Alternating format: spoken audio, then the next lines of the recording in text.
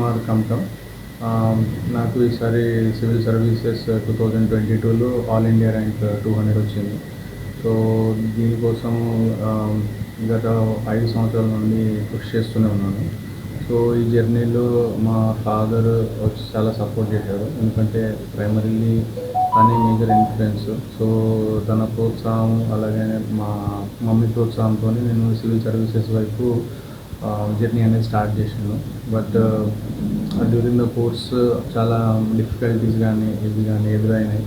So ఎదురైనా కానీ but ఏ రోజు కూడా నిరుత్సాహపడకుండా మళ్ళీ రాస్తూ ఫైనల్లీ ఆల్ ఇండియా ర్యాంక్ 200 రావడం అనేది చాలా ఆనందంగా ఉంది.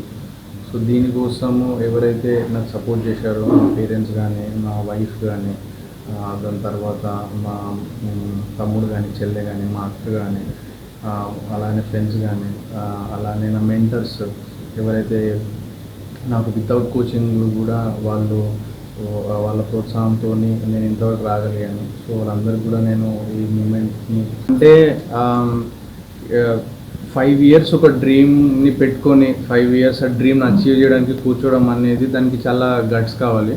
దానికి చాలా అంటే ఎమోషనల్ స్ట్రెంగ్త్ అనేది ఉండాలి. ఎందుకనంటే ఈ రోజు ఉన్న మోటివేషన్ రేపు ఉండదు.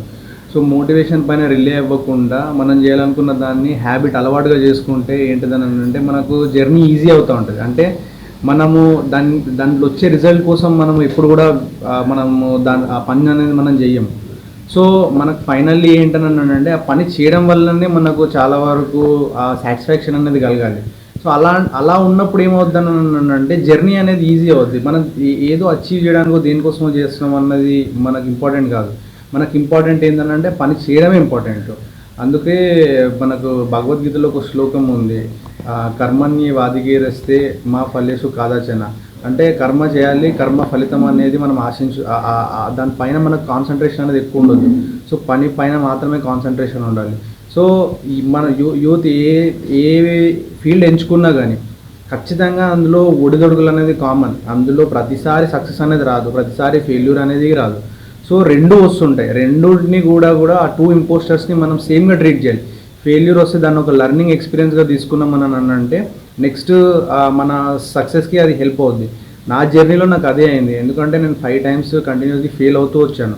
ఈ జర్నీలో నేను చాలాసార్లు కూడా ప్రిలిమ్స్ రాశాను, మెయిన్స్ రాశాను, ఇంటర్వ్యూ వెళ్ళాను. బట్ మోస్ట్ ఇంపార్టెంట్లీ ఏంటంటే this is not about only studies, this is about how you develop your own personality